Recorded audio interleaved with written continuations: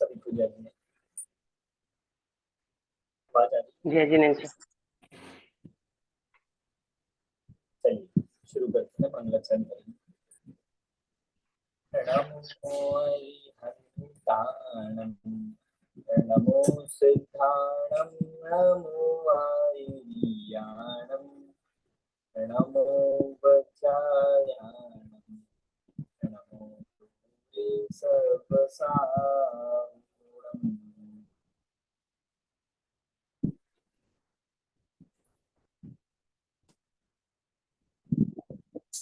और माधव मोहन सेमेस्टर 6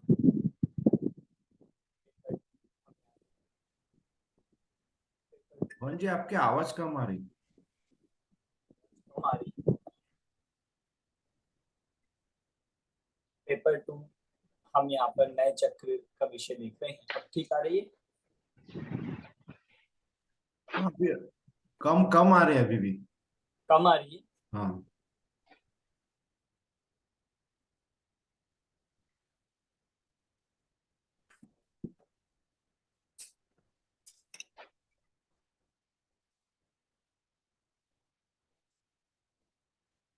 हाँ, अब ठीक आनी चाहिए।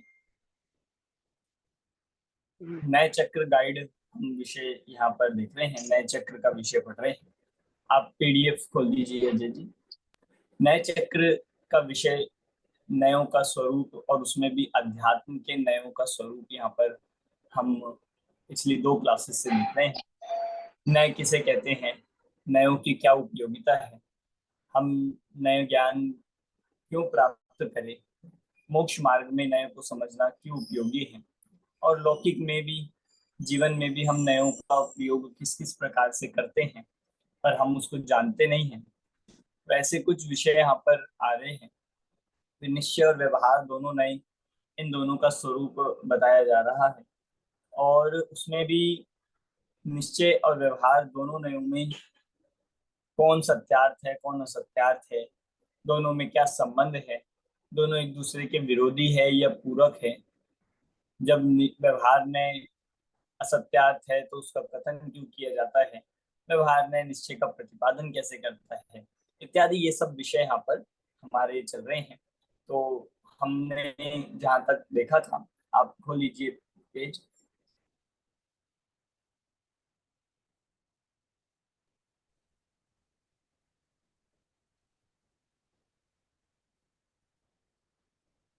हमने निश्चय नय का विषय हमारा प्रारंभ हो गया था, और उसमें भी ये वाले प्रश्न, ये वाले बिंदु चल रहे थे। परस्पर विरोधी दोनों नयों का कथन आवश्यक क्यों है।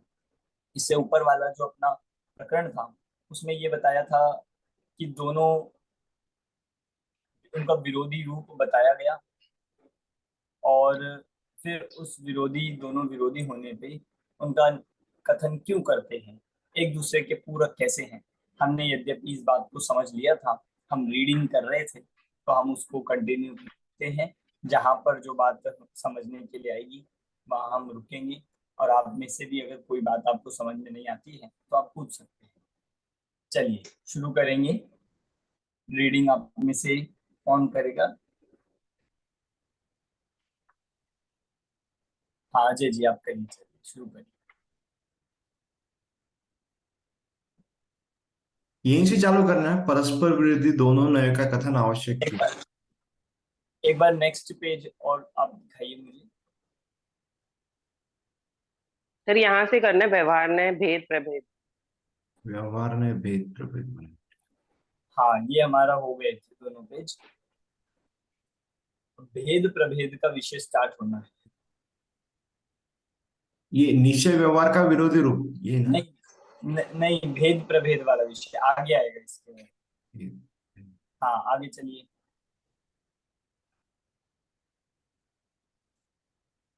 यही तो है नहीं, परस्पर। नेक्स्ट पेज, नेक्स्ट पेज, इसके भी बाद नेक्स्ट। इसके आगे और हाँ आगे, अब लेफ्ट में, हाँ नीचे से देखिए। हाँ व्यवहार ने भेद प्रभेद। भेद प्रभेद, हाँ यहाँ से शुरू करें। व्यवहार ने भेद प्रभेद। व्यवहार ने का सामान्य विशेषात्मक वस्तु के विशेष अंश को विषय बनाता है। विशेष अनेक प्रकार के होते हैं, अतः उनको विषय बनाने वाला व्यवहार ने अनेक प्रकार का हो सकता है, किंतु व्यवहार ने एक अखंड वस्तु में भेद करके तथा दो भिन्न वस्तुओं में अभेद करके वस्तु रूप को स्पष्ट करता है। उसकी इस विशेषता को ध्यान में रखकर उसके दो भेद किए गए हैं।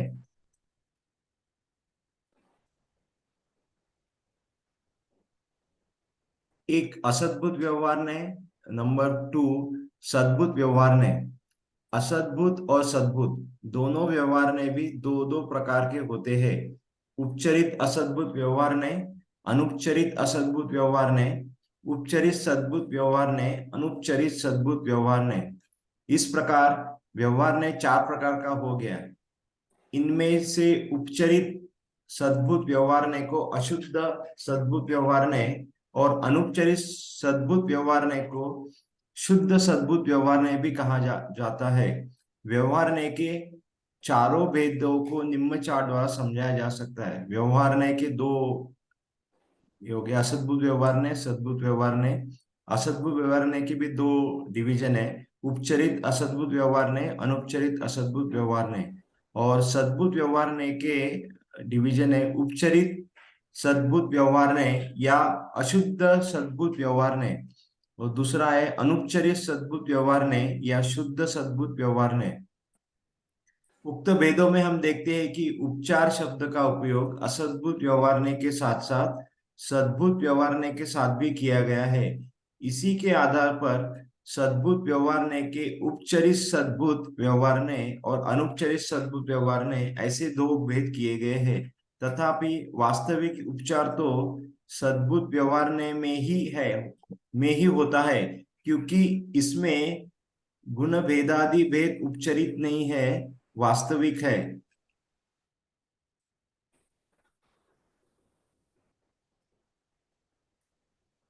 सद्भुत व्यवहारने के अनुपचरित और उपचरित भेदों के स्थान पर जो शुद्ध और अशुद्ध नाम प्राप्त होते हैं, उनसे सद्भुत व्यवहारने को उपचरित कहने में संभावित संकोच स्पष्ट हो सकता है।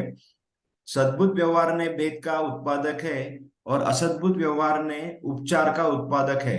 उपचार में भी उपचार का उत्पादक होने से उपचरित सद्भुत व्यवहार ने असद्भुत व्यवहार ने का ही एक भेद है। जिस असद्भुत व्यवहार ने में मात्र उपचार ही प्रवर्तित होता है, उपचार में भी उपचार नहीं, उस असद्भुत व्यवहार ने को उपचरित असद्भुत व्यवहार ने से पृथक बनाने के लिए अनुपचरित सद्भुत व्यवहार ने नाम से भी कहा जाता है। भेद प्रबोध हाँ भेद देखिए अभी हम चार भेद जो यहाँ पर है वो आप चार्ट खोल दीजिए, उससे हम देख लेंगे कि व्यवहार ने के सबसे पहले यहाँ पर भेद प्रभेद बताई जा रही हैं। उसमें भी व्यवहार ने की सबसे पहले दो भेद बताए गए। व्यवहार ने दो प्रकार का बताया, एक सद्बुद्ध और एक असद्बुद्ध।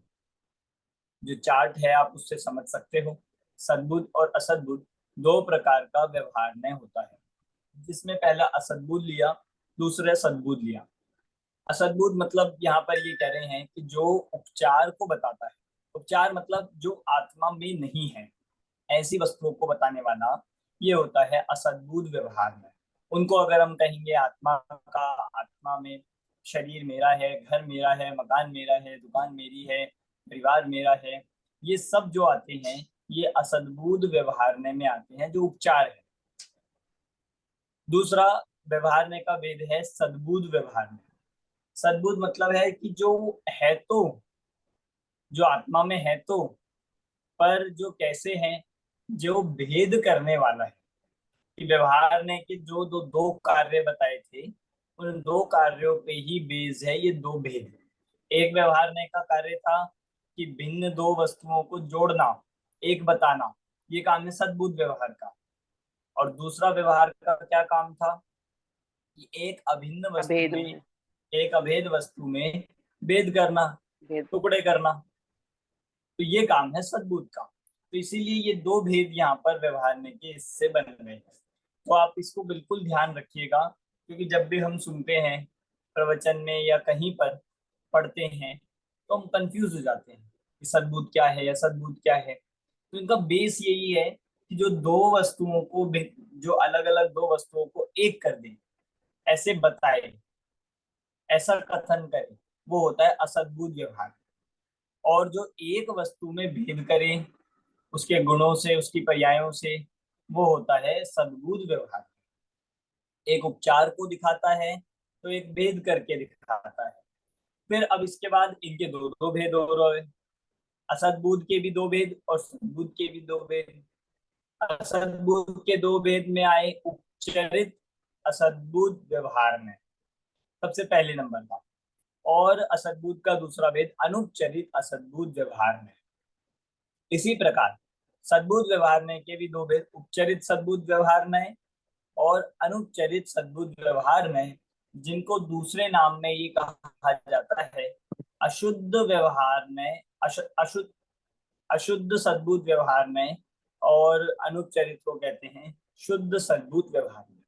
यद्यपि उपचरित और अनुपचरित सद्बुद्ध असद्बुद्ध यही अपने आप में इसका स्वरूप बता देते हैं। सद्बुद्ध में भेद करने की बात है। अब इन चारों भेदों में क्या क्या आता है,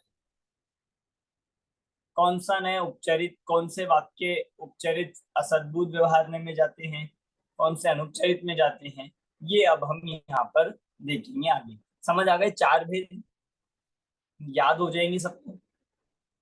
अब इन चारों नयों का सर विषय क्या हो थोड़ा सा कंफ्यूजन होता है सद्बुद्ध असद्बुद्ध में, तो याद करने के लिए कुछ है इसमें?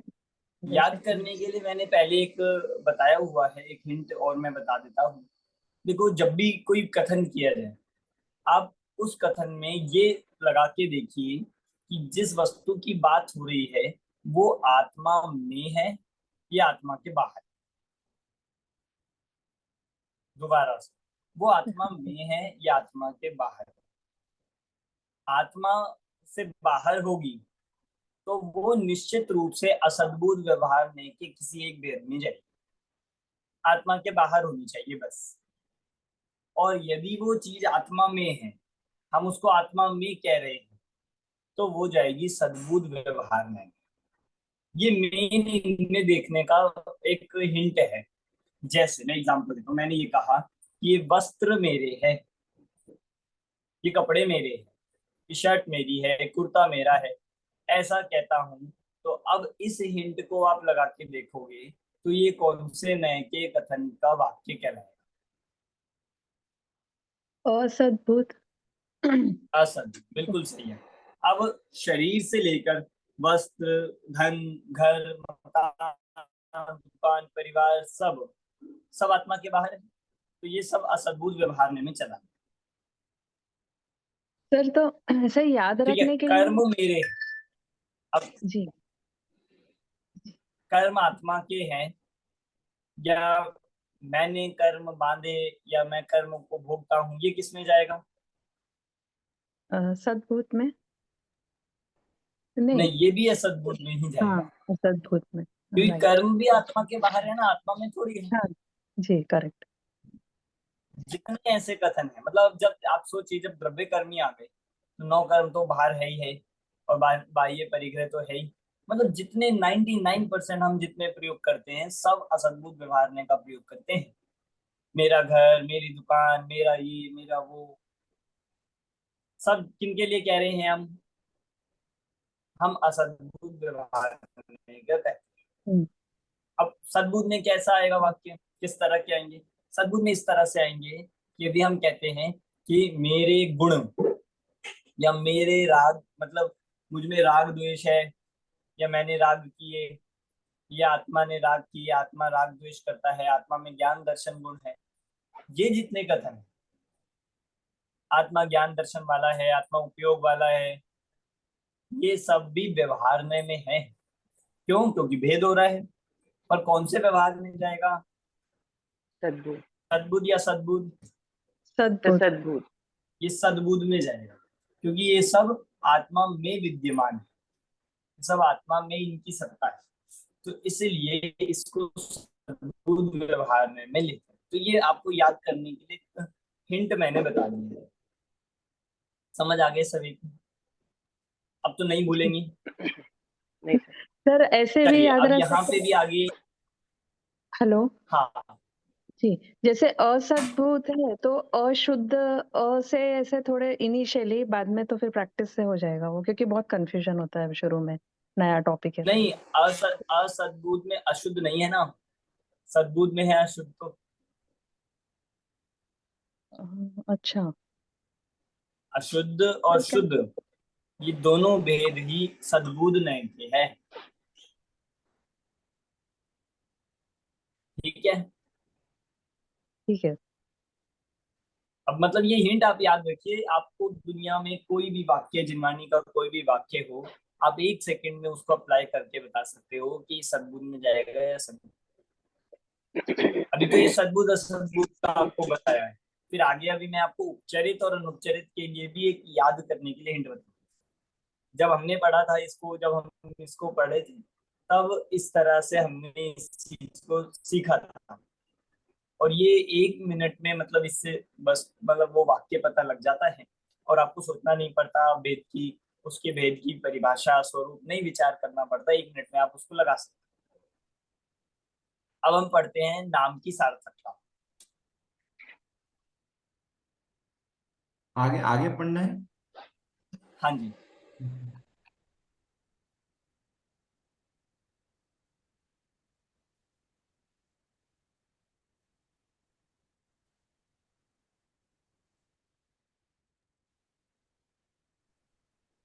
यहाँ से मेरे ख्याल से सद्बुद्ध व्यवहार नहीं के। नाम की सार्थकता। हाँ,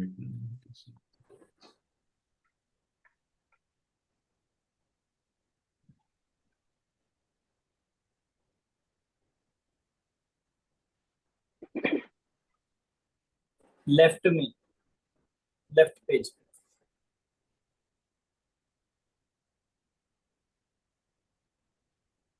भेद प्रभेदों की सार्थकता।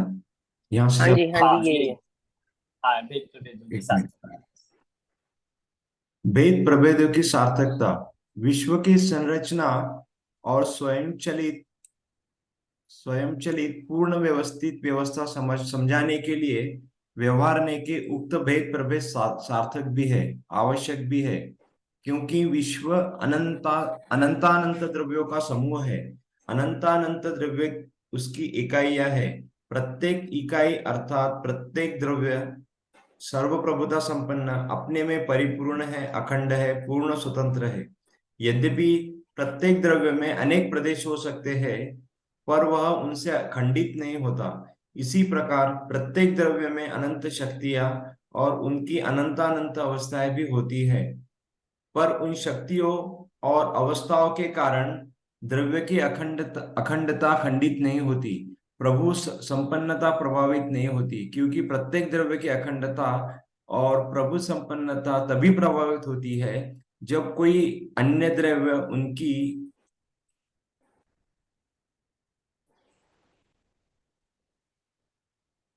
उनकी सीमा में प्रवेश करे या उसकी अवस्था में हस्तक्षेप करे। पर ऐसा तो होता ही नहीं है, क्योंकि जैसा कि ऊपर कहे आए हैं कि प्रत्येक द्रव्य में परिपूर्ण अखंड और पूर्ण स्वतंत्र है। प्रत्येक द्रव्य अपनी अखंडता और एकता कायम रखकर समझने समझाने आदि की दृष्टि से गुणगुणी, प्रदेश प्रदेशवान, पर्याय पर्यायवान आदि से भेदा जाता है।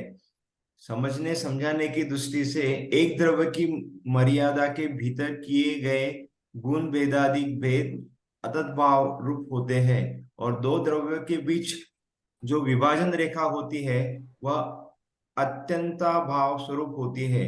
क्योंकि उन दोनों के सुख दुख लाभ हानि सम्मिलित नहीं होते, किंतु एक द्रव्य के प्रदेशों, गुणों और पर्याय के सुख दुख लाभ हानि सम्मिलित होते हैं। यही कारण है कि द्रव्य की मर्यादा के भीतर किए गए भेद वास्तविक नहीं है, पर है आवश्यक। सद्बुद्ध व्यवहार ने अखंड एक द्रव्य में भेद डालकर समझने समझाने का कार्य करता है, और असद्बुद्ध व्यवहार ने दो भिन्न द्रव्यों के बीच संबंध बताने का कार्य करता है। अखंड द्रव्य में भेद शुद्ध गुणगुणी या अशुद्ध गुणगुणी के आधार पर किया जाता है। शुद्ध गुनगुनी को विषय बनाने वाले ने को शुद्ध सद्भुत व्यवहार ने कहते हैं। अशुद्ध गुनगुनी को विषय बनाने वाले ने को अशुद्ध सद्भुत व्यवहार ने कहते हैं। दो द्रव्यों के बीच जो संबंध बताया जाता है वह भी दो प्रकार का होता है, संश्लेष सहित और संश्लेष रहित।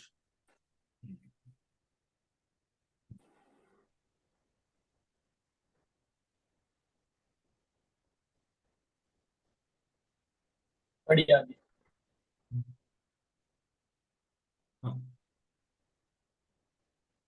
सद्भुत व्यवहार ने के अनुपचरित और उपचरित भेदों के स्थान पर जो शुद्ध अशुद्ध नाम प्राप्त होते हैं उसे सद्भुत व्यवहार ने को उपचरित कहने में संभावित संकोच स्पष्ट होता है। सद्भुत व्यवहार ने के भेद का उत्पादक है और असद्भुत व्यवहार ने उपचार का उत्पादक है। उपचार में भी उपचार का उत्पादक जब से बैठी हूँ उपचरित असद्भुत व्यवहार ने सद्भुत व्यवहार ने का ही एक भेद है। जिस असद्भुत व्यवहार ने में मात्र उपचार ही प्रवर्तित होता है, उपचार में भी उपचार नहीं, उस असद्भुत व्यवहार ने को उपचरित असद्भुत व्यवहार ने से पृथक बनाने के लिए अनुपचरित सद्भुत व्यवहार ने का व्यवहार ने नाम से भी कहा जाता है। आगे पढ़ना है।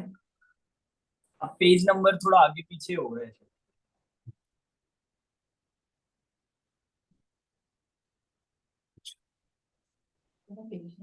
आप पेज नंबर के अकॉर्डिंग से चलिए, मतलब अगर एकदम से पीछे करेंगे तो फिर वो मिस हो जाता।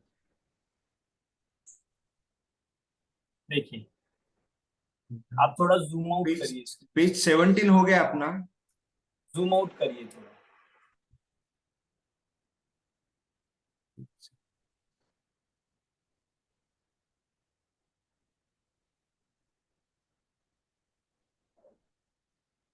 ये है ना 18 करना है ना, अभी 17 हो हाँ गया। हाँ। संश्लेष सही संबंध बनाने को विषय बनाने वाला नए अनुपचरित असद्भुत व्यवहार ने है। संश्लेष रहित संबंध को विषय बनाने वाला नए उपचरित असद्भुत व्यवहार ने है। इस प्रकार व्यवहार ने एक द्रव्य की आंतरिक संरचना के स्पष्टीकरण के लिए अभेद में भेद करता है, पर द्रव्य की आंतरिक अवस्था में जितना बल अभेद पर दिया जाता है उतना बल भेद पर नहीं। इसलिए अभेदग्राही निश्चय ने को भूतार्थ और सत्यार्थ कहकर उपादेय बताया जाता है और भेदग्राही व्यवहार ने को अभूतार्थ और असत्यार्थ कहकर हेय कहा जाता है, क्योंकि अभेदग्राही निश्चय ने द्रव्य की अखंडता का पोषण होने से एकता को मजबूत करता है, अनेकता के विकल्पों का शमन करता है और आत्मानुभूति की प्राप्ति का साक्षात हेतु करता है। संक्षेप में हम कहते हैं कि विश्व की व्यवस्था को समझने समझाने के लिए व्यवहार ने के भेद प्रभेद आवश्यक है, सार्थक है। उपनय। हाँ देखिए अभी इतना देखते हैं कि जो व्यवहार ने की यहाँ पर बात करी है, व्यवहार ने का स्वरूप बताया, निश्चय व्यवहार में डिफरेंस बताया, तो व्यवहार ने के फिर 4 भेद बता दिए। और अब व्यवहार ने के 4 भेदों में क्या उपयोगिता है, क्या क्या उनका स्थान है, तो अब यहाँ से ये बात आगे बढ़ाएंगे। जैसे हमने 2 भेद बताए आपको कि जो जिनका क्या काम है, तो भेदों की सार्थकता बता रहे हैं, मतलब उनका कार्य बताना चाहते हैं। तो जो सद्भुत व्यवहार ने है उसका काम बताया है कि उसका काम है कि एक अभेद वस्तु में भेद कर देना, और जो असद्भुत व्यवहार ने है वो 2 वस्तुओं को मिलाकर कथन करता है, 2 वस्तुओं को मिलाता है। उसको एग्जाम्पल यहाँ पर उस तरह से दिया है कि जो असद्भुत व्यवहार ने है वो तो 2 को मिलाता है, मतलब 2 को एक बताना उसका काम है, पर जो सद्भुत व्यवहार ने है वो एक द्रव्य के अंदर खंड खंड करता है। मतलब जितना उपयोगी यहाँ पर ये बता रहे हैं कि पर से भिन्न न जान, मतलब पर से भिन्न जानना है, उतना ही उपयोगी है उस द्रव्य की भी अखंडता कायम रहे। द्रव्य में जो गुण है, पर्याय हैं, जो उसकी शक्तियां हैं, वह उसकी अपनी मर्यादा में वह द्रव्य अखंड रहता है। ये इस तरह से विषय बताया है। और जो जैसे मैंने भी आपको एक देश का एग्जांपल दिया था कि देश एक जो होता है, जो कोई भी कंट्री होती है वो दूसरे देश से भिन्न होती है, उसकी सीमाएं अलग अलग है, तो उसको अगर दूसरे देश से भिन्न जानना है, अलग देश है, तो वहां पर ये वाला नए काम करेगा। पर जहाँ व्यवहारने की बात है, व्यवहारने क्या करता है कि दोनों को एक बताता है। और दूसरा व्यवहारने, सद्बुद्ध व्यवहारने का क्या काम होता है कि वो करता है कि उसके अंदर पढ़ने वाले जो भेद हैं उनको ज्ञान कराता है, उनको भेद कराता है। तो व्यवहारने के भेद प्रभेद आवश्यक इसलिए है कि विश्व की व्यवस्था को समझने की।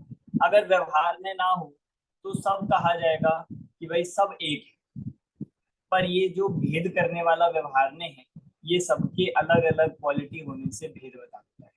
ये भेद करना भी उपयोगी है, इसलिए इस व्यवहार ने को विश्व की व्यवस्था को समझने के लिए, इस पूरे विश्व को कहो और एक द्रव्य की व्यवस्था को समझने के लिए भी व्यवहारने का स्वरूप आवश्यक है।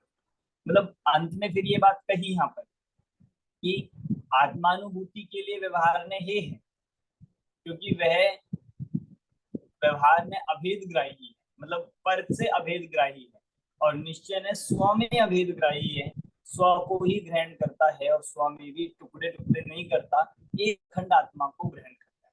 और दृष्टि का विषय, आत्मानुभूति का विषय वही है। सम्यक दर्शन उसी विषय से होगा, और लोक व्यवहार की व्यवस्था को समझने के लिए हमें जितने भेद है उन्हें समझने के लिए ये व्यवहार में का होना जरूरी है। फिर दो शब्द आए थे, एक कि जो संबंध होता है, पर द्रव्य से संबंध बताए जा रहे हैं, जो असद्बुद्ध व्यवहार ने बताता है, जो दो द्रव्यों में संबंध बताता है, उसमें सारे प्रकार के संबंध आप लगाते। ये मेरा है, मैं इनका करता हूँ, मैं इनका भोगता हूँ, अगर कोई भी वाक्य बोला जाए, ये पर से यदि जोड़ रहे हैं तो वो असद्बुद्ध में जाए। एग्जाम्पल आप समझ, जैसे मैंने कहा कि ये मोबाइल मेरा है, ये भी असद्बुद्ध में है। इस मोबाइल का कर्ता मैं हूँ, ये भी असद्बुद्ध व्यवहार में जा रहा है। इस मोबाइल का भोक्ता मैं हूँ, ये भी असद्बुद्ध।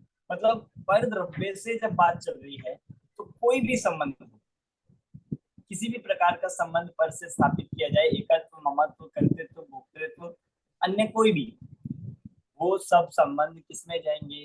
असद्बुद्ध व्यवहार में जाएंगे। अब दूसरी बात यहाँ पर आई, फिर एक प्रश्न, मतलब एक पॉइंट क्या आया था कि संबंध दो प्रकार के, एक संश्लेष और एक दूसरा था कि जो असंश्लेष, मतलब एक संश्लेष कहा और एक असंश्लेष। संश्लेष संबंध मतलब वो होते हैं कि जिनको कहा जाए, अब मैं आपको उपचरित और अनुपचरित के लिए हिंट बताऊं। आपको असद्बुद्ध व्यवहार में ये याद करना हो कि कौन सा उपचरित में जाएगा, कौन सा अनुपचरित में जाएगा, तो उसके लिए क्या हिंट है देख लीजिए, आप नोट कर सकते हो कि जो दूरवर्ती वस्तुएं, दूरवर्ती जो वस्तुएं होती है, उनसे यदि संबंध बताया जाएगा, एकात्म, ममत्व, कर्तृत्व, भोक्तृत्व, तो ये जाता है उपचरित असद्बुद्ध व्यवहार। जो दूरवर्ती है, बहुत दूर, बहुत दूर, मतलब कि दोनों ही है तो आत्मा से बाहर, पर दूरवर्ती। और दूसरा जो दूरवर्ती नहीं है, निकटवर्ती है। निकट मतलब क्या होगा? भाई सबके लिए दूर पास अलग अलग होता है, तो यहाँ निकटवर्ती का मतलब है एक क्षेत्र अवकाश संबंध में।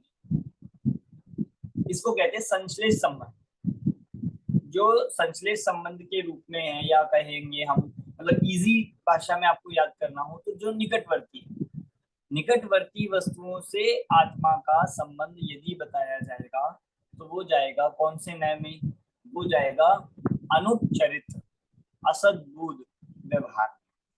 दूरवर्ती का जाएगा उपचरित, मतलब जो पहले ही उपचार है, और जो उपचार में भी उपचार कर रहे हैं, उपचार में भी तो दूरवर्ती है।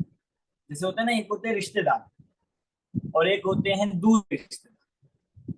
तो अब दूर के रिश्तेदार कहने को रिश्तेदार हैं, पर उनसे कितना संबंध है, उसका वेटेज कितना है, कि बहुत कम हो जाता है। तो ऐसे ही मेरी दुकान है, मेरा मकान है, ये सब जितनी वस्तुएं हैं ये सब दूरवर्ती है। इनको अपना कहना, इसकी वेटेज आप समझ लो बिल्कुल ना के बराबर है। इसीलिए इसको सबसे पहले दूर इससे भेद ज्ञान कराया जाता है। ये चला जाएगा उपचरित असद्भुत व्यवहार, मतलब उपचार में भी उपचार, रिश्तेदार के भी रिश्तेदार मान लीजिए, ठीक है। दूसरा है कि जो अनुपचरित असद्भुत में क्या जाता है कि जो है तो दूर, है तो आत्मा से बाहर, पर दूरवर्ती नहीं है, निकटवर्ती है, एक क्षेत्र अवगाह वाले, जैसे कर्म, शरीर, इनसे आत्मा का संबंध बताना।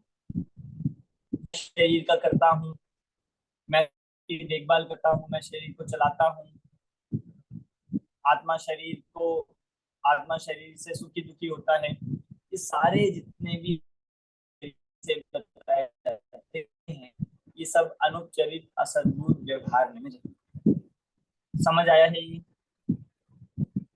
अब आप देखना, शरीर भी आत्मा से बाहर है और मकान भी आत्मा से बाहर है, इसीलिए दोनों चले गए असद्भुत में। ये तो असद्भुत में लिखने का कारण है, पर दोनों का एक जैसा संबंध नहीं है। जैसा आत्मा का संबंध शरीर से है, वैसा संबंध मकान से नहीं है। मकान आप बदल सकते हो, मकान बहुत दूरवर्ती है, मकान बदला जाता है, पर शरीर नहीं बदला जाता। एक भव में जो प्राप्त हुआ है उसी में रहना पड़ता है, वो चिपका हुआ है, एक क्षेत्र अवकाश संबंध। तो एक क्षेत्र अवकाश संबंध वाली जो वस्तुएं हैं, संश्लेष संबंध जो वाली वस्तुएं हैं, उनके साथ दूसरी अन्य वस्तु का संबंध बताना, ये जाता है अनुपचरित असद्भुत व्यवहार में। समझ आया है किसी को? हाँ सर। अब तो नहीं हम इसमें कंफ्यूज होंगे। नहीं। असद्भुत व्यवहार में क्लियर हो गया असद्भुत का पूरा। हाँ। मतलब आपको एग्जाम में कैसे पूछा जाएगा, या हम अगर देखें इसका प्रैक्टिकल क्या है कि आपको वाक्य दिए जाएंगे, सीधा सीधा वाक्य लिखेंगे, आपको उसमें कैटेगराइज करना है ये कौन सा व्यवहार में का भेद है। या गलत लिखा जाएगा, मतलब राइट रॉन्ग में जो आता है उसको आपको बहुत मतलब उससे समझना होगा, बहुत हमें उसको अच्छे से समझकर यूज करना होगा। और आपको इसके लिए और प्रैक्टिस यदि करनी है तो हम अपनी डेली लाइफ, मैंने पिछली क्लास में भी कहा था, आप उसके लिए लिस्ट बना लीजिए। अभी मतलब जब चारों व्यवहार में हो जाएंगे तो आप अपने पास एक पेज लीजिए, चारों व्यवहार में हेडिंग डालिए, और आप अपने एक भी वाक्य कोई बोल रहा है या दूसरे बोल रहे हैं, आप उसको फटाक से लिख लीजिए ये कौन से व्यवहार में है, तो आपको प्रैक्टिस हो जाए। फिर आप मुझे दिखा सकते हो और उससे हम उसको क्लियर कर सकते हैं। चलिए आगे पढ़िए, शिखा जी आप पढ़िए उपनय। सर सॉरी, सो आत्मा का शरीर से संबंध हुआ अनुपचरित असद्भुत। अनुपचरित क्योंकि वो निकटवर्ती है, और असद्भुत क्योंकि वो शरीर बाहर की चीज है। बिल्कुल सही, यही है। अब आत्मा का आपने क्या बताया, मकान से संबंध, क्योंकि हम सब शरीर से जितने भी बाहर, मतलब शरीर तो सबसे नियरेस्ट है, इसके बाद सब दूरवर्ती ही है। आपके बच्चे, परिवार, मतलब माता पिता, सब जितने भी आपका परिग्रह है, जितनी वस्तुएं संयोग है, ये सब दूरवर्ती है। मकान, दुकान, घर, इन सब से आत्मा का संबंध बताना, ये मेरे हैं, मैं इनका हूँ, या मेरे करता है, मैं इनका करता हूँ, ये सब चला जाएगा उपचरित असद्भुत व्यवहार। ठीक, थैंक यू। चलिए शिखा जी पढ़िए।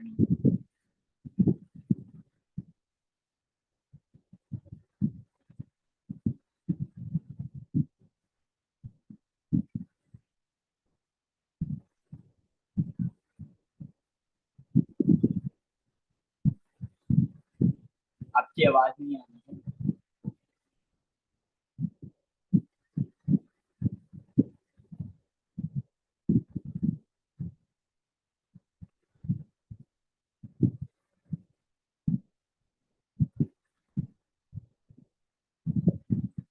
शायद ऑडियो आपकी कनेक्ट नहीं है।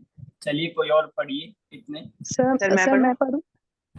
हाँ सरिता जी पढ़िए। जी। उपनय व्यवहार उपनय से उपजनित होता है। व्यवहार नय भेद का उत्पादक होने से, असद्भुत व्यवहार नय उपचार का उत्पादक होने से और उपचरित असद्भुत व्यवहार नय उपचार में भी उपचार का उत्पादक होने से उपनय जनित है। एक प्रकार से व्यवहार नय ही उपनय है, क्योंकि उपनयों में जो भेद गिनाए गए हैं वे सब एक प्रकार से व्यवहार नय के ही भेद प्रभेद हैं, जैसा कि निम्न चार्ट से स्पष्ट है। उपनय उपनय या व्यवहार नय, उसके 3 भेद: सद्भूत व्यवहार नय, असद्भुत व्यवहार नय और उपचरित असद्भुत व्यवहार नय। सद्भुत व्यवहार नय के 2 भेद: शुद्ध सद्भुत व्यवहार नय और अशुद्ध सद्भुत व्यवहार नय। हाँ, मतलब कहीं पे इस तरह से भी भेद किए जाते हैं, पर हमें वो वाला ही चार्ट समझना है जो हमने पहले भेद समझे हैं, उसमें ही पूरा बहुत अच्छे से व्यवस्थित दिया है, जहाँ 2 भेद लिए हैं, सद्भुत और असद्भुत, और फिर उनके 2 भेद करेंगे। चलिए, प्रयोजन।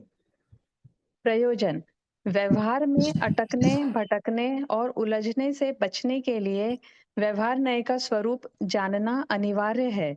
यही इसका प्रयोजन है। हेयोपादेयता: व्यवहार नय ज्ञेय रूप में उपादेय है और श्रद्धेय और ध्येय रूप में हेय है। अर्थात व्यवहार नय जानने के लिए उपादेय है और श्रद्धा का और ध्यान का विषय ना होने से हेय है। पहला, असद्भुत व्यवहार नय, स्वरूप और विषय वस्तु। जो नए संबंधों के आधार पर भिन्न भिन्न द्रव्यों में अभेद उपचार करके वस्तु स्वरूप को स्पष्ट करता है, उसे असद्भुत व्यवहार नय कहते हैं। इसका विषय असीमित है, क्योंकि इसका विषय विभिन्न द्रव्यों के बीच विभिन्न संबंधों के आधार पर एकत्व का उपचार करना है।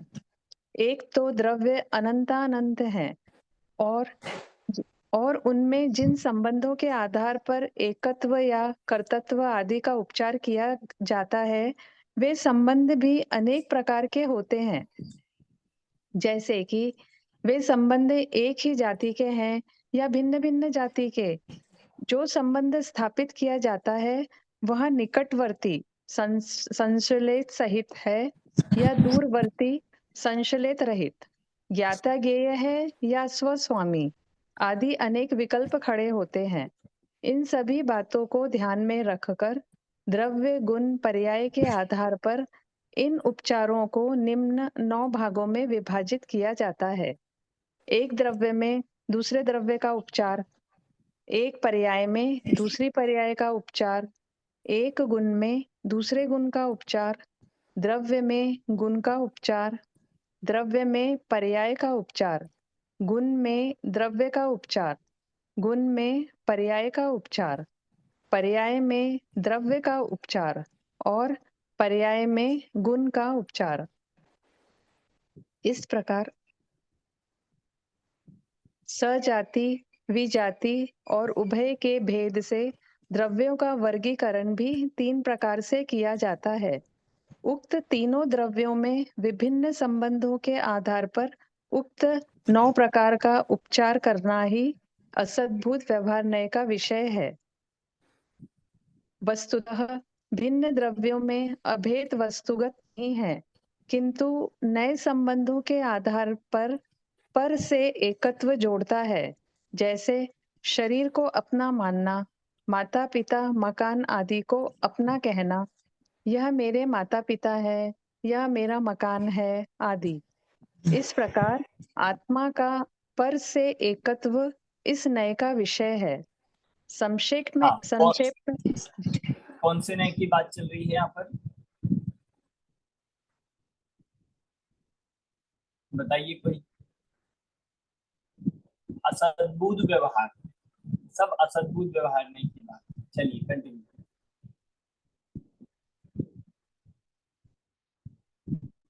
संक्षेप में कहें तो यह नए भिन्न भिन्न वस्तुओं में अभेद व्यवहार कर 2 द्रव्यों के बीच संबंध बताता है। आत्मा के साथ पर द्रव्यों का संबंध 2 प्रकार से होता है। संश्लिष्ट संबंध और असंश्लिष्ट संबंध। जिन दो पदार्थों में सीधा संबंध पाया जाता है उन्हें निकटवर्ती या संश्लिष्ट कहते हैं। संश्लिष्ट पदार्थों में मात्र उपचार करने से काम चल जाता है। जैसे ज्ञान और ज्ञेय के बीच सीधा संबंध होने से ज्ञाता ज्ञेय संबंध को संश्लिष्ट संबंध अर्थात निकट का संबंध माना गया है, जबकि उनमें अत्यधिक दूरी पाई जा सकती है, क्योंकि सर्वज्ञ भगवान का ज्ञेय तो आलोकाकाश भी होता है। जब दो पदार्थ किसी तीसरे माध्यम से संबंधित होते हैं तब उन्हें दूरवर्ती या असंश्लिष्ट संबंध कहा जाता है। इन असंश्लिष्ट संयोगी पदार्थों में उपचार में भी उपचार करना होता है, जैसे स्त्री पुत्रादि और मकान आदि के साथ जो आत्मा का संबंध है वह देह के माध्यम से होता है, अतः वह उपचार में उपचार है।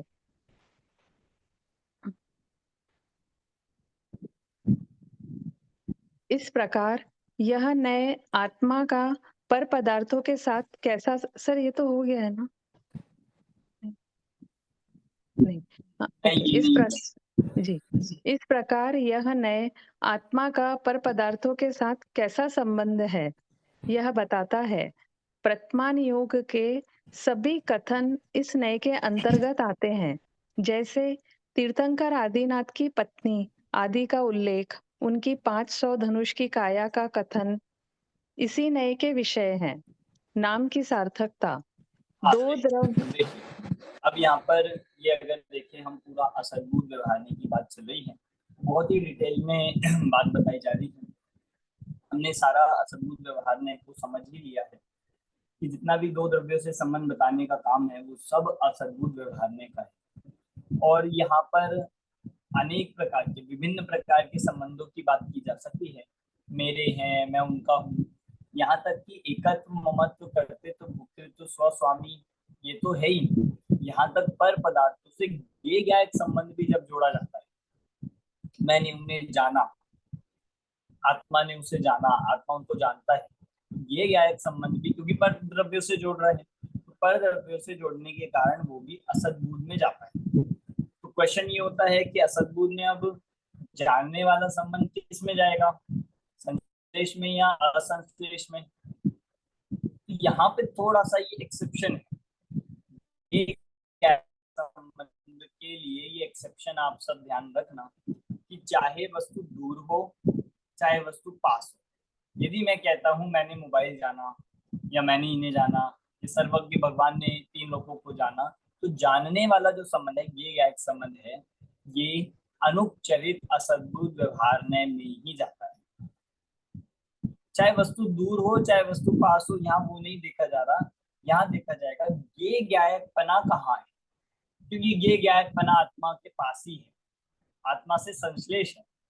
ये ज्ञायकपना आत्मा के संश्लिष्ट हुआ है, उसमें जो भी वस्तु आए कोई भी हो, 3 लोग भी जानने में आ रहा है तो वो अनुपचरित असद्भुत में जाएगा, मतलब उसका संबंध असंश्लेष में नहीं जाएगा, दूरवर्ती वाले में नहीं जाएगा।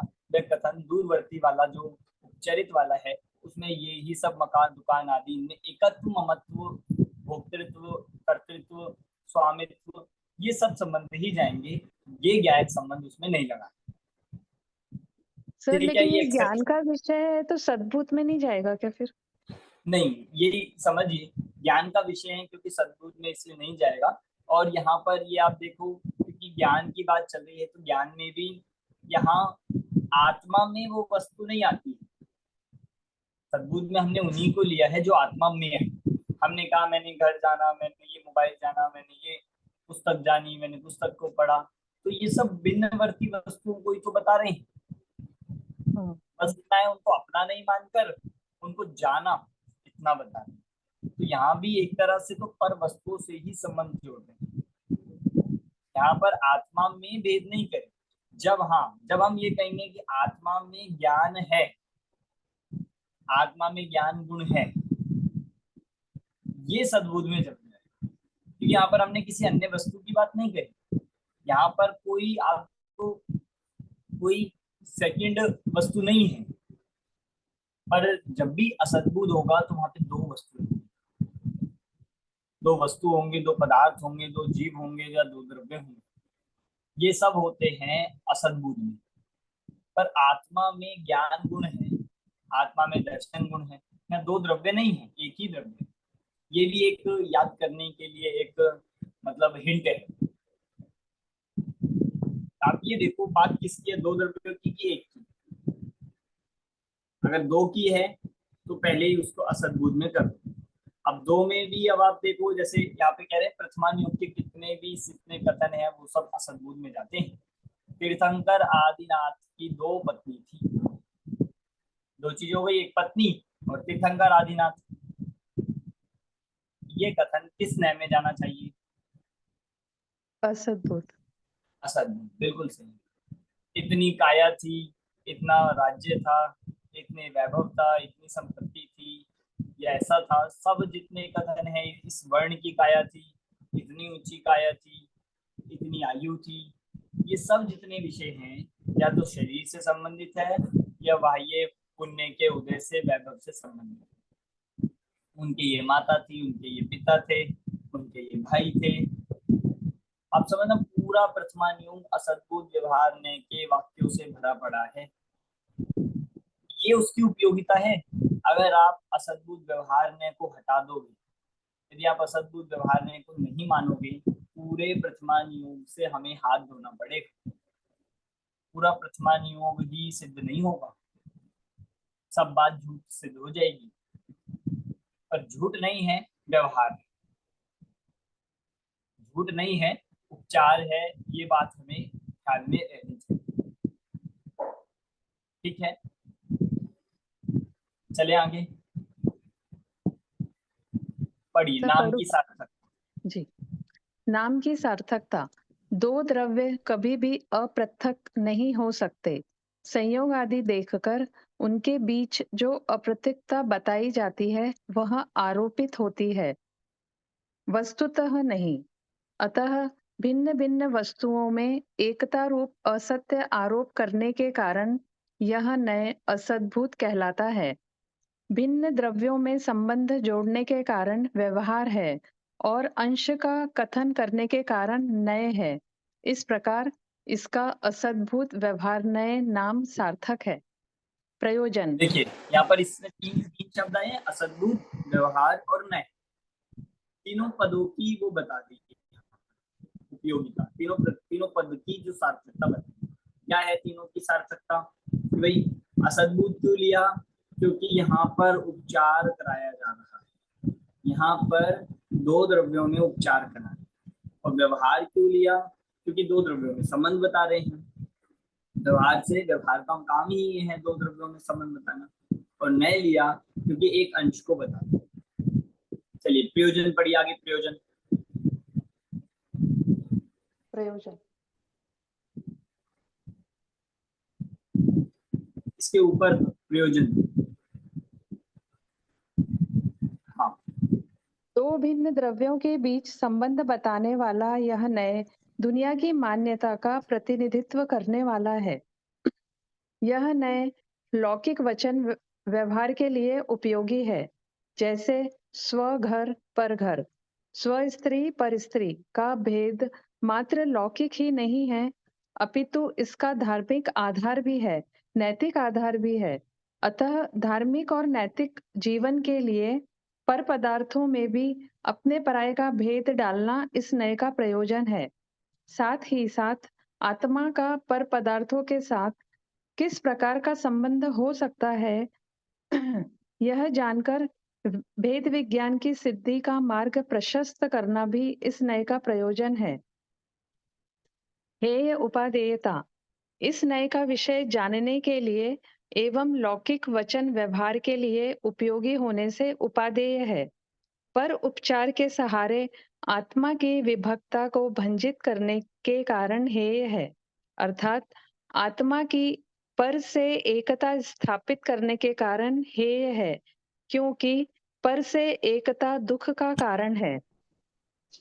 हाँ देखिए प्रयोजन बताया और उसकी हेय उपादेयता बता दी। और प्रयोजन ने एकमात्र ये कहा है कि ये न्याय जो है ये धार्मिक दृष्टि से भी उपयोगी है और नैतिक दृष्टि से भी उपयोगी है। क्योंकि जब हम अगर हम इसका विषय देखेंगे तो ये न्याय ये कहता है कि भाई मेरा घर, मेरा मकान, मतलब व्यवहार ने तो मतलब असद्भुत व्यवहार ने के ये विषय होते हैं, मेरा घर, मेरा मकान। तो इसकी भी ये उपयोगिता बताई जा रही है। ये इतना तो आपको बताता है कि ये आपका घर है, आप कैसे भी किसी भी घर में तो नहीं घुस जाते, आप पड़ोसी के घर को अपना घर नहीं कह सकते, ये नहीं बताता है। मतलब आप अगर मेरा घर, मेरा मकान, मेरा देश, मेरा ये कह रहे हैं, या जो भी वस्तु से हम अपना संबंध बता रहे हैं, मेरा मोबाइल, मेरे कपड़े, मेरा, तो उन्हीं से बताएंगे कि जिनसे आपका कुछ ना कुछ तो संबंध है। अन्य किसी की वस्तुओं को अपना नहीं मानेगा। इतना तो भेद विज्ञान इस नए ने भी करा दिया। मतलब आप ये समझो कि इस नए ने आपको अनीति से बचा दिया। जो मेरे हैं व्यवहार में उन्हीं को मेरा कहता है, जो मेरे है ही नहीं उनको तो ये नए कहेगा ही नहीं। मतलब जैसे मैंने कहा कि ये नए मकान को विषय बना, तो किसके मकान को अपना कहता है? व्यवहार से कह दो किसी के भी मकान को, नहीं, वो व्यवहार में भी नहीं जाता। तो इतना ये भेद विज्ञान इस नए ने कराया, ये नीति है। इस नीति से सब कुछ वो चलेगा। मेरे बच्चे हैं, मेरी पत्नी है, मेरा पति है, तो ये नीति में भी ये अपने मतलब नैतिकता के लिए भी कितना आवश्यक है। अगर भाई व्यवहार में सत्य है तो किसी भी पत्नी को, किसी भी पति को, किसी भी बच्चे को अपना थोड़ी कह सकते, जिनसे हमारा संबंध है उन्हीं को कह रहे हैं। तो इस व्यवहार ने आपको बहुत सारी दुनिया से हटाकर सिर्फ कुछ तक ला दिया। ये इसका महत्व है, ये इसकी उपयोगिता है। समझ आ रहा है आपको कि भाई चाहे आप किसी को भी नहीं कहो कि भाई हाँ हम तो मतलब सब भाई भाई है, सब ऐसे हैं, सब इस नाम पर ये व्यवहार में काम नहीं करता। जिनसे आपका कुछ संबंध है, जो आपसे कुछ ना कुछ संबंधित है, रिलेशन है, या कुछ भी आप प्रभावित होते हैं, उनसे ये व्यवहार में, असद्भुत व्यवहार ने उनको अपना बताता है। और हे उपादेयता बताई कि भाई क्योंकि पर से जोड़ता है, पर से जोड़ने की अपेक्षा तो ये है, क्योंकि पर से जोड़ना उतना जितना जुड़ेगा उतना दुख का कार्य।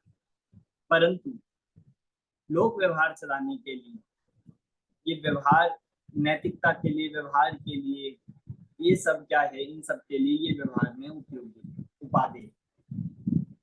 बढ़िया। भेद संबंधों की निकटता और दूरी के आधार पर यह नय दो प्रकार का होता है। पहला, उपचरित असद्भुत व्यवहार नय। दूसरा, अनुपचरित असद्भुत व्यवहार नय। उपचरित असद्भुत व्यवहार नय का वस्तु और विषय वस्तु। जो नय भिन्न वस्तुओं के संश्लेष रहित संबंध को विषय बनाता है, उसे उपचरित असद्भुत व्यवहार नय कहते हैं। जैसे कुम्हार घड़ा बनाता है, यह नय उपचार में भी उपचार करता है, क्योंकि असद्भुत व्यवहार नय में उपचार है। यह नय शरीर आदि की अपेक्षा जो दूरवर्ती हैं, ऐसे मकान आदि के संयोगों को अपना विषय बनाता है अथवा जिनका संबंध दूर का होता है, अर्थात जो संबंधी के संबंधी होने से परस्पर संबंधित होते हैं, उनको यह नय अपना विषय बनाता है। जैसे शरीर तो आत्मा से सीधा संबंधित है, पर माता पिता, स्त्री पुत्र आदि, मकान आदि शरीर से संबंधित हैं। अतः इस नय के विषय बनते हैं, क्योंकि यह सभी कथन उपचार में उपचार करते हैं। यह उपचार में उपचार सत्य, असत्य और सत्यासत्य पदार्थों में तथा स्वजातीय, विजातीय और स्वजाति विजातीय पदार्थों में किया जाता है। जैसे देश का स्वामी कहता है कि यह देश मेरा है, यह सत्य उपचरित असद्भुत व्यवहार नय है। देश में स्थित व्यक्ति कहता है कि देश मेरा है, यह असत्य उपचरित असद्भुत व्यवहार नय है। और व्यापारी अर्थ का व्यापार करते हुए कहता है कि धन मेरा है, यह सत्य असत्य उपचरित असद्भुत व्यवहार नय है।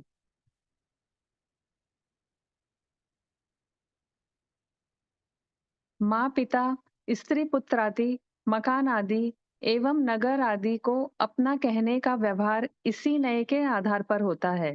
इसीलिए लौकिक मर्यादाएं जैसे स्व स्त्री पर स्त्री, स्वग्रह परिग्रह, स्वदेश परदेश, जिन मंदिर शिव मंदिर आदि के भेद कथन इसी नय के कथन हैं। इन्हीं कथनों के आधार पर हम कहते हैं कि यह मकान देवदत्त का है, कुम्हार ने घड़ा बनाया है। अज्ञानी पंचेंद्रियों के विषयों को भोगता है, ज्ञानी मुनिराज उनका त्याग करते हैं। तीर्थंकर भगवान समव शरण में विराजमान हैं। आदि तीर्थंकरों की बाह्य विभूति के सभी कथन इसी नय के कथन हैं। तीर्थंकरों के माता पिता, स्त्री पुत्र आदि का व्यवहार भी इसी नय से होता है। उक्त सभी कथनों का भी आधार है। ये कथन सर्वथा असत्य नहीं है। लौकिक दृष्टि से देवदत्त मकान का मालिक है ही और कुम्हार का योग और उपयोग घड़ा बनाने में निमित्त हुआ ही है। भगवान के समव शरण में उपस्थित होने की बात को धार्मिक जगत में भी मान्यता प्राप्त है, क्योंकि वहां उनकी उपस्थिति होती ही है। इसी प्रकार अन्य सभी कथन भी प्रथमानुयोग में व लौकिक व्यवहार में प्रचलित हैं ही। कर्ता भोक्ता, इस नय से हाँ, आत्मा देखिए यहाँ पर अभी तक इस नय की पूरी उपयोगिता बता रहे हैं पूरा। अब हम असद्भुत व्यवहार में भी उपचरित असद्भुत की बात चल रही है और उपचरित में दूरवर्ती जितनी भी चीजें हैं उनको बताया। बहुत सारे एग्जाम्पल्स भी दे दिए, बहुत सारा कहा देश मेरा है, धन मेरा है, ये सब कथन नहीं। अनेक अनेक प्रकार से हो सकता है। कोई टेम्परेरी संबंध होता है, कोई परमानेंट होता है, कोई वास्तविक होता है तो वो कहता है, जिसे सत्य कहा। मतलब ये सब व्यवहार में, पर जितना भी आप देखोगे सब लौकिक व्यवहार में प्रसिद्ध। वर्तमान युग में तो है ही, वर्तमान युग के तो हमने देख ही लिए, और लौकिक व्यवहार के जितने भी एग्जाम्पल्स हम बोलते हैं, आप जितने भी कथन बोलोगे, आप दिन भर में यदि हम 100 वाक्य बोल रहे हैं तो आप ये समझिए 99 वाक्य हमारे असद्भुत व्यवहार में के हैं, और उसमें भी ज्यादा उपचरित असद्भुत व्यवहार।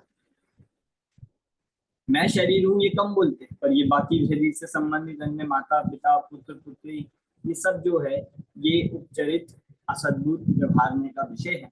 सबसे ज्यादा दिखता यही है, सबसे ज्यादा संख्या इसकी है, और सबसे ज्यादा ये जीव गलत मानता भी इसे। अब आप ये समझना, ये इनको ऐसा कहना गलत नहीं है, कहना तो व्यवहार ने, तो व्यवहार ने के भेद में लिया, पर यदि ऐसा मानेगा तो वो मिथ्या है। तो व्यवहार ने को कहना ये व्यवहार ने है, लौकिक व्यवहार है। तो व्यवहार ने को सत्य मान लेना या वैसा ही मान लेना ये मिथ्या है। तो आप प्रयोग करो, प्रयोग में कोई दिक्कत नहीं है, प्रयोग तो जिनवानी में भी किया है, प्रयोग किया जाएगा। प्रयोग के बिना हमारा लोक व्यवहार चलेगा ही नहीं, पर प्रयोग करते हुए हमें उसको मानना क्या है, इस बात की सावधानी रखनी है। पढ़िए, कर्ता भोक्ता पढ़िए।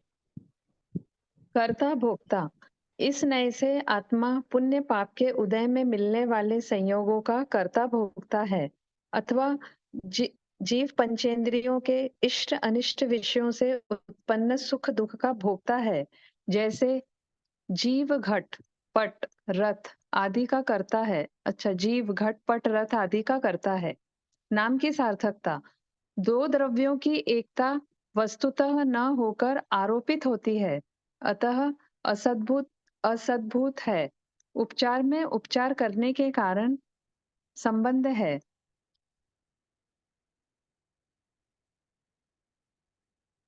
सर हाँ, उपचरित है और भिन्न द्रव्यों में संबंध जोड़ने के कारण व्यवहार है, तथा अंश का कथन करने के कारण नय है। अतः इसका उपचरित असद्भुत व्यवहार नय नाम सार्थक है। प्रयोजन, स्वधन परधन स्व स्त्री पर स्त्री में भेद डालने वाला यह नय आदमी को पशु नहीं बनने देता। पर पदार्थों में अपने पराये का भेद डालने वाले इस नए के बिना धार्मिक व नैतिक जीवन संभव नहीं। धार्मिक व नैतिक जीवन बिना आध्यात्म की साधना संभव नहीं। अतः लौकिक मर्यादाएं बताकर सदाचार एवं भेद विज्ञान की सिद्धि कराना इस नए का प्रयोजन है। हे उपादेयता, सदाचार की सीमा का प्रतिपादक होने से यह नए कथनचित उपादेय है तथा पर पदार्थों में की गई एकत्व बुद्धि, ममत्व बुद्धि दुख देने वाली होने से यह नए कथनचित हेय है। अनुपचरित असद्भुत व्यवहार नय, स्वरूप और विषय वस्तु। हाँ देखिए, जो इसका नाम की सार्थकता भी आ गई, प्रयोजन भी आ गया और हे उपादेयता भी आ गई। पूरा हमें क्लियर हो गया है कि जो उपचरित असद्भुत व्यवहार में है वो क्या है।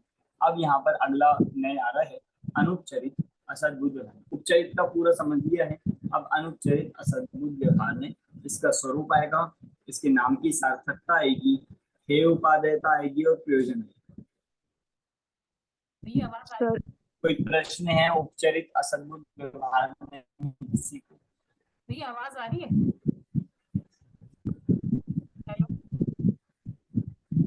हाँ अभी आ रही है आपकी कोई आवाज प्रश्न शिखा हो तो जी। आप पूछ सकते हैं, नहीं तो फिर हम आगे चलते हैं। अनुपचरित असद्भुत, हाँ आ रही है आपकी शिखा जी आवाज। अच्छा भैया एक चीज पूछनी थी कि जैसे अभी पिछला हमने पढ़ा है असद्भुत व्यवहार ने, तो उसमें अगर हम ये देखें मुझे भूख लगी है, तो मुझे भूख लगी है माने देह और देह से संबंधित एक बात चल रही है, तो फिर ये उपचरित, ये अनुपचरित में आएगा, ये जाएगा उपचरित में जाएगा। क्योंकि हम यहाँ पर शरीर की बात कर रहे हैं। मुझे चोट लगी है, मुझे भूख लगी है। आपकी वॉइस मुझे क्लियर नहीं आ रही है किसी को भी? नहीं, ये अनुपचरित में जाएगा, अनुपचरित में जाएगा। ये उपचरित में इसलिए नहीं जाएगा, ये उपचरित में इसीलिए नहीं जाएगा क्योंकि यहाँ पर किसी अन्य दूरवर्ती वस्तु की बात नहीं। अगर मैं ये कहता हूँ कि मैं रसगुल्ला खाता हूँ, अब यहाँ पर एक अन्य पदार्थ की बात है, यहाँ पे जो ये कथन जाएगा ये उपचरित असद्भुत व्यवहार में चला जाएगा। पर अगर मैंने सिर्फ शरीर की बात कही है कि मैं शरीर, या मुझे भूख लगी है, मेरा शरीर पतला हो गया है, मेरा शरीर मोटा हो गया है, या मैं मोटा हो गया हूँ, इस तरह के कथन करते हैं, तो ये सब अनुपचरित में जाएगा, जो हम आगे पढ़ने में। अगर आवाज क्लियर है तो मैं पढ़ूं भैया? हाँ पढ़िए। ठीक है। अनुपचरित असद्भुत व्यवहार में स्वरूप और विषय वस्तु, जो नए भिन्न वस्तुओं के संश्लेष रहित संबंध को विषय बनाता है उसे अनुपचरित असद्भुत व्यवहार में कहते हैं। जैसे जीव का शरीर है, संयोगी पदार्थों में जो अत्यंत समीप है, अर्थात जिनका आत्मा के साथ संश्लिष्ट संबंध है, सीधा संबंध है, एक क्षेत्र अवगाह संबंध है, ऐसे शरीर आदि का संबंध इस नय का विषय बनता है। यह नय देह को ही अपना कहने वाला है, आत्मा को देह से अभिन्न कहने वाला है। यह नय देह को ही अपना कहने वाला है, आत्मा को देह से अभिन्न कहने वाला है, क्योंकि शरीर और आत्मा का सीधा संबंध है, निकट का संबंध है, एक क्षेत्र अवगाही संबंध है, संश्लिष्ट संबंध है। अतः शरीर को आत्मा कहना, शरीर और आत्मा को एक कहना तथा शरीर में एकत्व ममत्व स्थापित करना इस नय का विषय है। तो भैया इसीलिए क्योंकि एकत्व ममत्व मैं शरीर की भूख के साथ एकत्व ममत्व करता हूँ, इसीलिए ये इसमें अनुपचरित में आता है कि मुझे भूख लगी है। हाँ मतलब भूख का क्योंकि सिर्फ शरीर से ही संबंध हो रहा है ना, आप शरीर से कुछ भी बताएं, किसी दूसरे पदार्थ से उसका संबंध नहीं जुड़ा, इसलिए। हाँ ठीक है।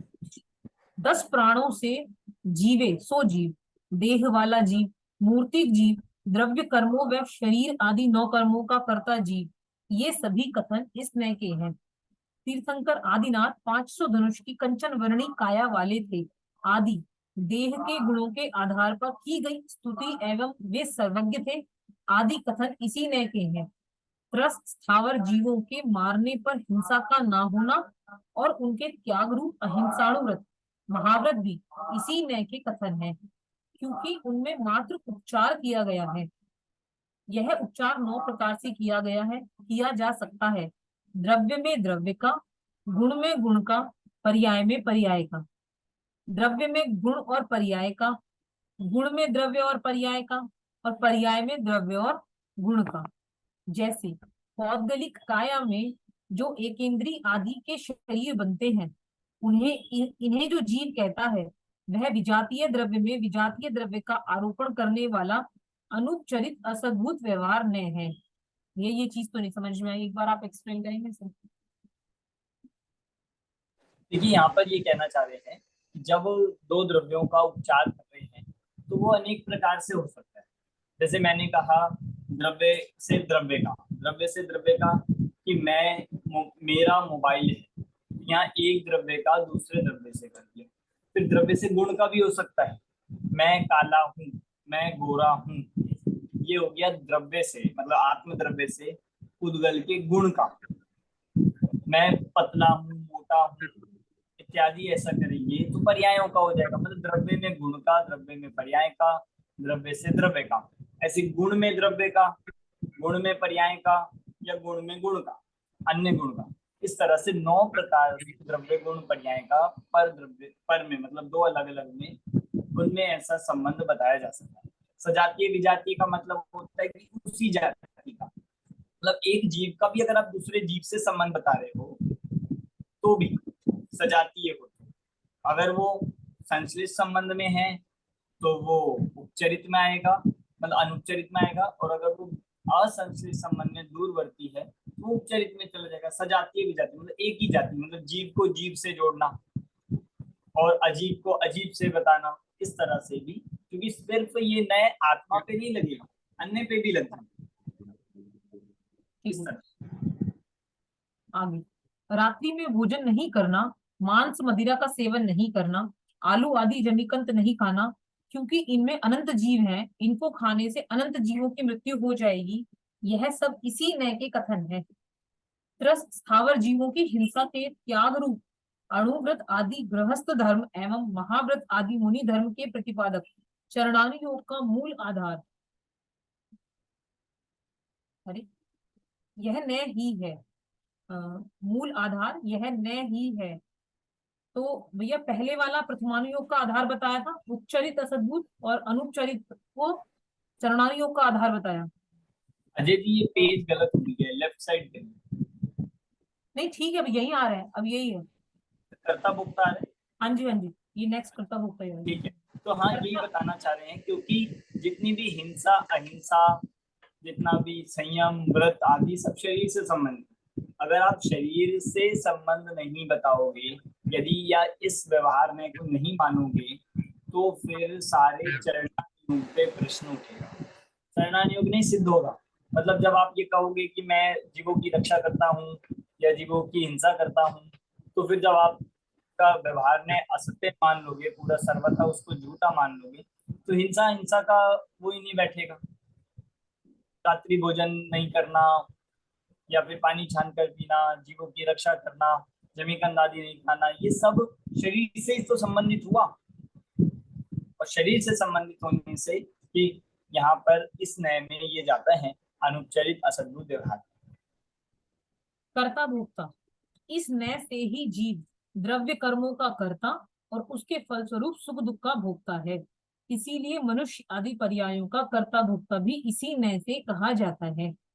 नाम की सार्थकता, शरीर आदि संश्लिष्ट संबंध वाले पर पदार्थों में एकता आरोपित करने के कारण असद्भुत है, मात्र उपचार करने के कारण अनुपचरित है, भिन्न द्रव्य में एकत्व ममत्व का संबंध जोड़ने के कारण व्यवहार है, और अंश का कथन करने के कारण से न है। अतः इसका उपचरित असद्भुत व्यवहार न नाम सार्थक है। प्रयोजन, अहिंसात्मक आचरण और भेद विज्ञान की सिद्धि करना इस नय का प्रयोजन है। हे उपादेयता, यह नय अहिंसात्मक आचरण का प्रतिपादन करने वाला है, अतः कथनचित उपादेय है, तथा शरीर में की गई अहम बुद्धि, ममत्व बुद्धि, कर्ता बुद्धि और भोक्ता बुद्धि ही दुखों का कारण है। अतः यह नय कथनचित हे है सद्भुत व्यवहार ने। हाँ देखिए, समझ आ गया है आप सभी को, समझ आगे है कि कैसे अनुपचरित असद्भुत व्यवहार में की जितनी बातें हैं, तो ये नय भी उपयोगी है। चलना योग इसी पे टिका हुआ है। मतलब आप सर्वथा इस बात को नहीं उड़ा सकते हो कि शरीर से मेरा संबंध नहीं है। मतलब आप देखो, यद्यपि अध्यात्म की अपेक्षा देखिए, आत्मानुभूति की विषय की अपेक्षा देखिए, तो ये विषय असत्यार्थ है, ये है जो कहा।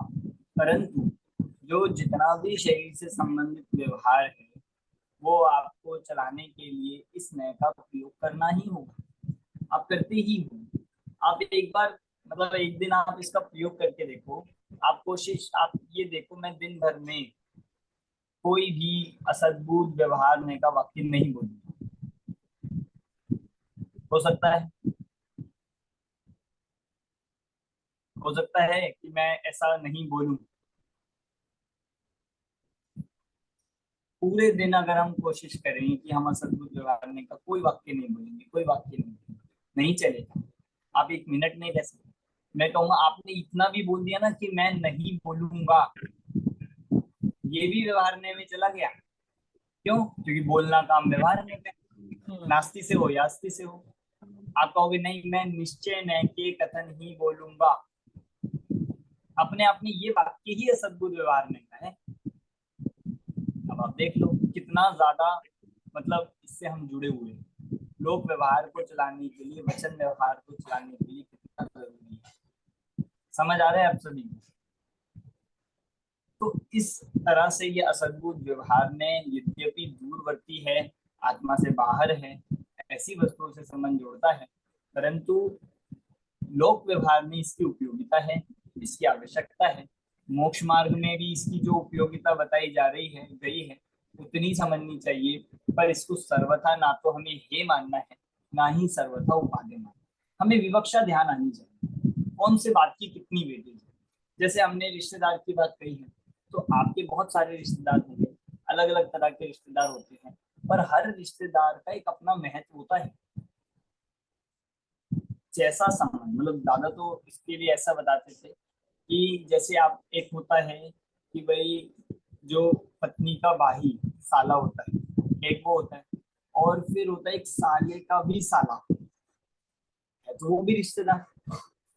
पर उससे आपको कितना फर्क पड़ता है, उससे कितना, उससे आप प्रभावित होते हो, कितना उससे व्यवहार होता है, वो कम होता है, उसका वेटेज कम होता है।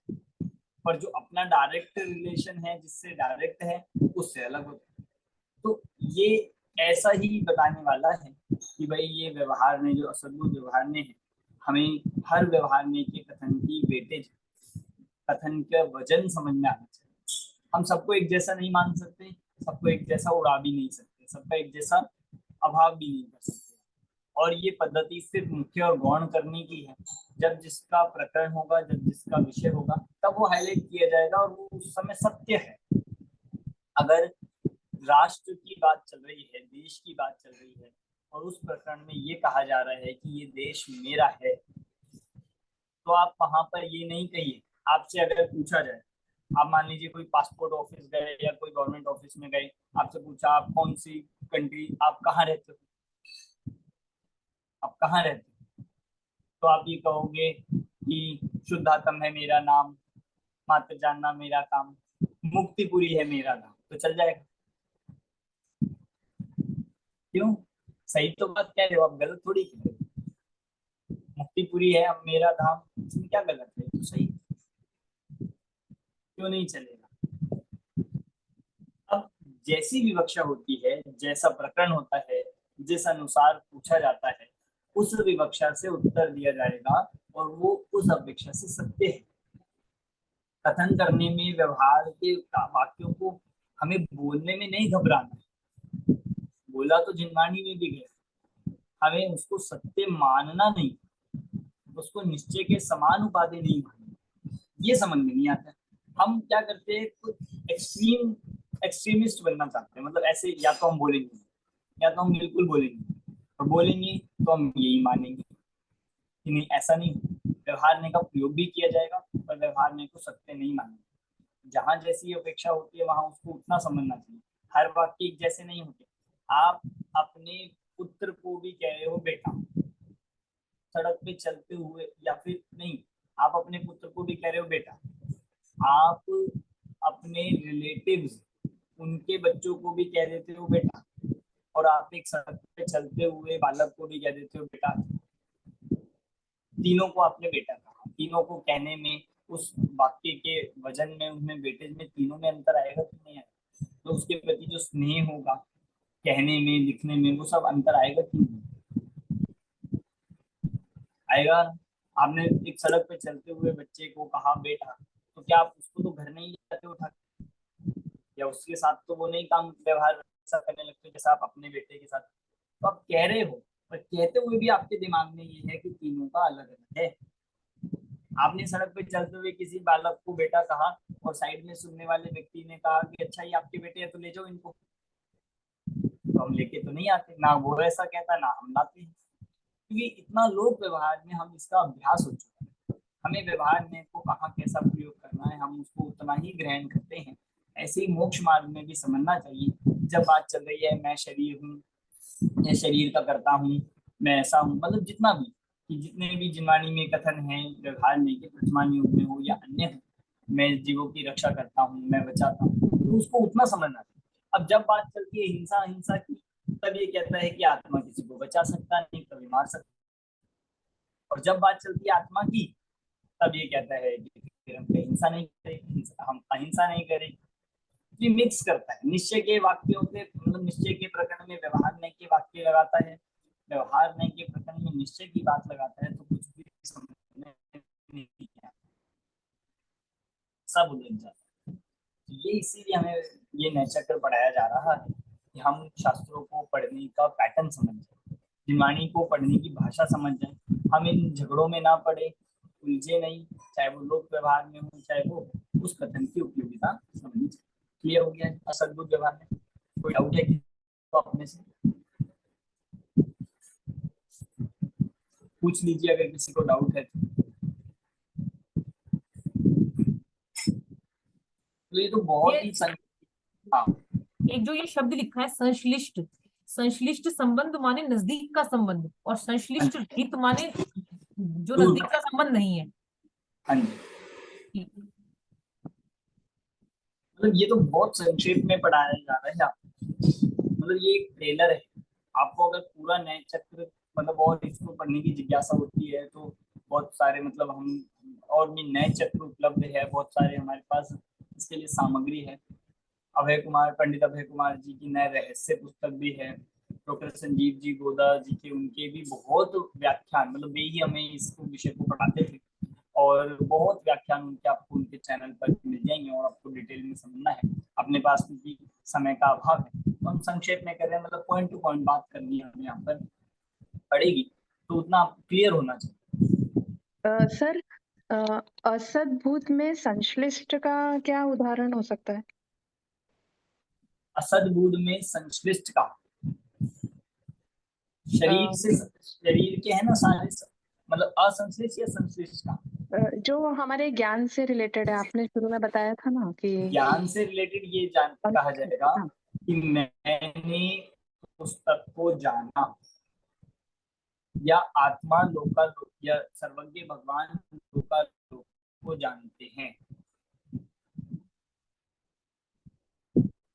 सर्वज्ञ लोकालोक को जानते हैं या उनको इन वस्तु को जानते हैं, ऐसा कहा जाएगा।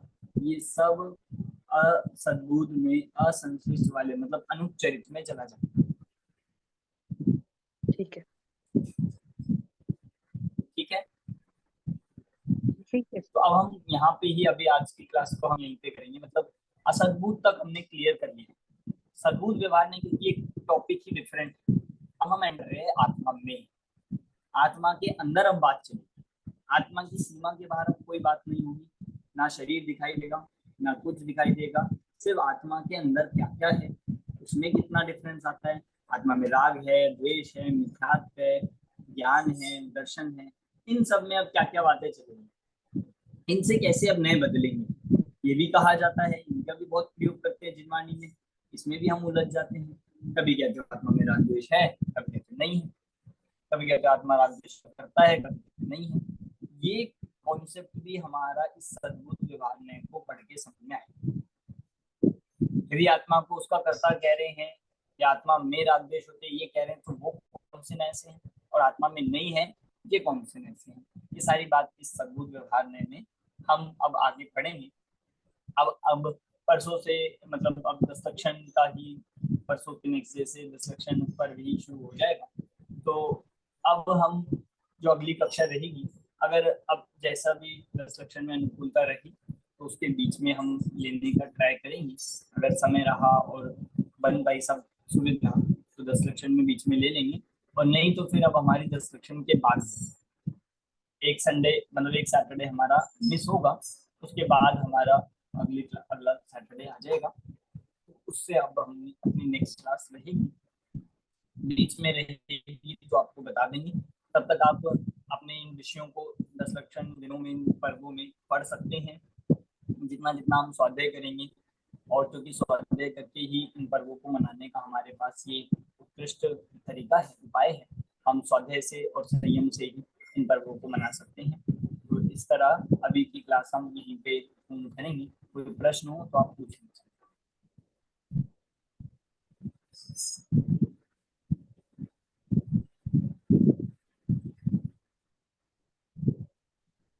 नहीं, चलिए हम फोन करते हैं।